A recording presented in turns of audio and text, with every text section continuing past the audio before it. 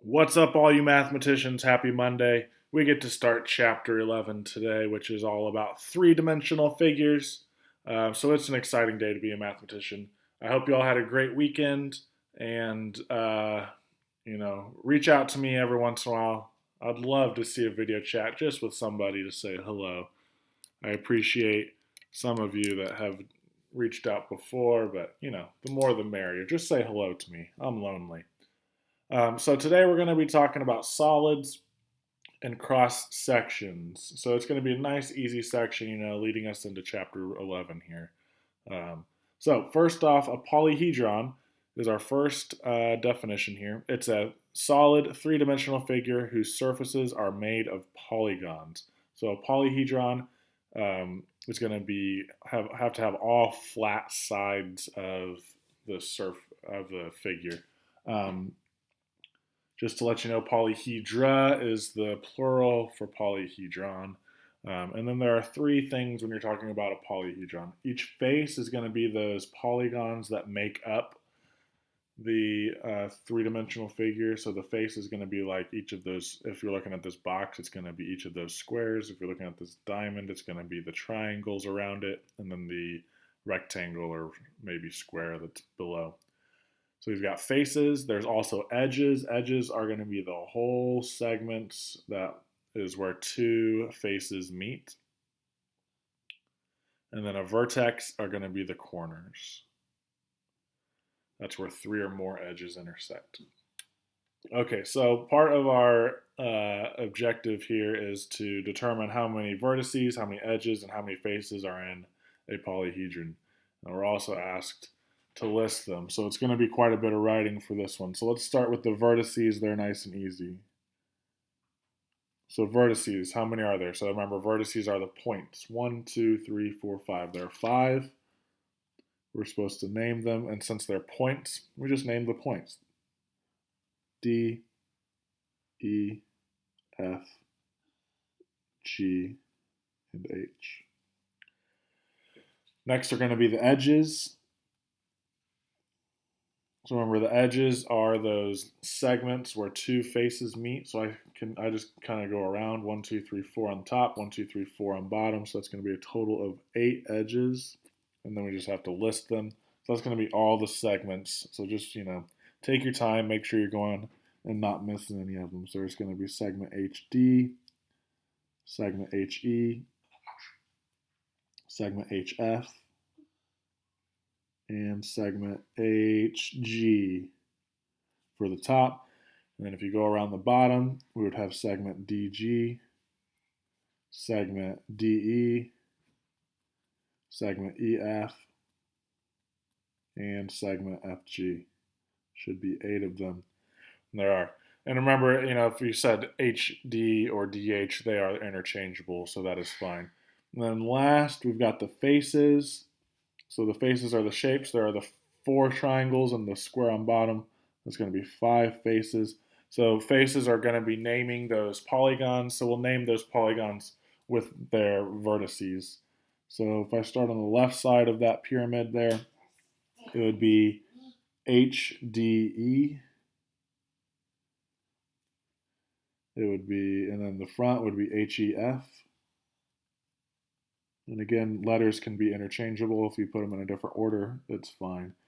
HGF, and then HGD, and then the bottom is going to be DEFG. And there we go, we got all of them. So that's, just naming things, not too difficult. Now there's a formula that helps you in case you're missing some of them. So this formula was founded by a mathematician named Euler. That's how you say that. So this is Euler's formula. And the formula is the sum of the number of faces and vertices of any polyhedron is going to be 2 more than the number of its edges. So if we look at that as the formula, it's faces plus vertices equals edges plus 2. So we're going to verify Euler's formula by looking at this polyhedron. Looks like it's a hexagonal pyramid, or prism, hexagonal prism. So We're going to count vertices, edges, and faces, and then we're going to plug it into the formula and see if it works. So let's start with vertices, points, nice and easy to count. 1, 2, 3, 4, 5, 6 on top and 6 on bottom. That's a total of 12 vertices. Edges next. Edges, okay, so there's going to be 6 on top, 6 on bottom, and then 6 around. That's a total of 18, I believe. And then also faces. So I've got the top and the bottom, and then 1, 2, 3, 6 going around. So that's going to be 7. Right? No, I mean 8. Sorry. 6 around, 2 on top and bottom. 8, yeah. Okay, so we're going to use our results to verify Euler's formula. So we're going to do F plus V. Does it equal E plus 2? So 8 plus 12 is 20. Does it equal 18 plus 2? Also 20. Yeah, it works. So Euler's formula, it's pretty interesting. So what's this useful for? Well, if you have a really funky shape and you know edges and vertices, you can know how many faces there are or whatever is missing by using the formula. So for each polyhedron, we're going to use Euler's formula to find the missing number. So we're just going to plug it into F plus V equals E plus 2 and solve for the missing one. So we're looking for faces plus vertices, equals edges plus 2. So looks like faces would be 12, right? Because 32 minus 20 would be 12. Very simple math with Euler's formula there. So again, plug them in. 20 plus 12 equals E plus 2. So 32 minus 2 looks like there would be 30 edges. Okay, which of the following solids are polyhedra? So remember, that's plural for polyhedron. So remember, for it to be a polyhedron, they must be all faces must be polygons. So this one works. This one is not because it's curved. Anything with a curve is not going to be a polyhedron. So just the pyramid and the prism there are going to be polyhedra. Let's flip it on over to the back. On the back, we're going to be looking at cross sections. So a cross section is the intersection of a three-dimensional figure and a plane. You can think of a cross section as a very thin slice of the solid. So if you have a three-dimensional figure and you slice it, you're looking at what is that intersection. So you see the intersection of this triangular prism and this vertical plane would make a triangle. Now if you cut it the other direction, horizontally here, it would actually make a rectangle. So this one takes a little bit of spatial thinking, and if you print it in color, it's going to be very helpful on this. But if you didn't, just look at my pictures here and it becomes apparent.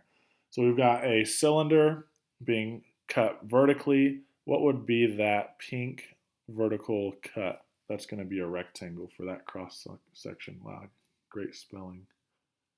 Rectangle. Now if you take that same prism and instead you cut it horizontally, the cross section would be a circle.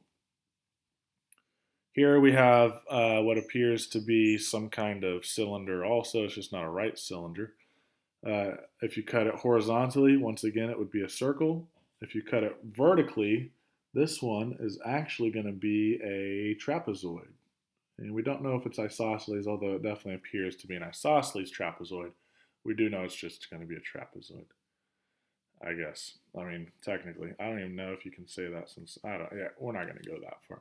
Okay, so cross sections have many applications. A big one is a topographic map, also known as a contour map. It shows elevation contour lines in addition to detailed physical characteristics of landscape. So here is an example of what a topographical map looks like. It looks like this, but how do they get that? Well, they take a hill and they do cross sections every so often so that you kind of get the shape of what would that hill look like if you were actually there. So they use digital surveying methods to do that, and then they spit out these beautiful looking pictures. So we're going to look at this contour map to answer each question. So it looks like we've got Ace Hill and we've got Bunker Hill, and we're just going to answer some pretty simple question. Which hill is greater in elevation. So you look, they're marked with their elevation. This one goes up to 50, that one goes up to 40. 50 is bigger, so Ace Hill is going to be taller. And then which side of Ace Hill, north, south, east, or west, is the steepest? So how do you know where it's steeper? Well, think about it. This one, it goes way out there, and that's a lot of horizontal distance over vertical distance. Where the lines are closer together, that's where it's going to be steepest because it's rising super fast before it can go left or right distance. So it looks like the west side is the steepest of Ace Hill. And then what's the elevation of Bunker Hill? We kind of went over that already. It's 40. And then which side of Bunker Hill would be steepest? So again, you're looking for where are those lines closest together. I think it's going to be the east side. All right, just a couple more here. It's not too difficult today. Like I said, the last thing you're going to look at is visualizing solids of revolution. So they're going to give you a picture like this, and they're say if you were to rotate it about that line, what would be the result? Well, if you were to rotate a rectangle around a line, it's going to make a cylinder, which is kind of interesting to think about. Okay, so then describe the solid of revolution obtained by rotating each given plane about the line. So we've got a right triangle. If we were to rotate it, wrap it around that, what would it make? Well, it would kind of look like this. An ice cream cone. It's going to make a cone, right? This one, if you wrap it around there, it would make that sphere, right? So it's just visualizing. If you have trouble visualizing, let me know. I'll help you out. That's it for today, though.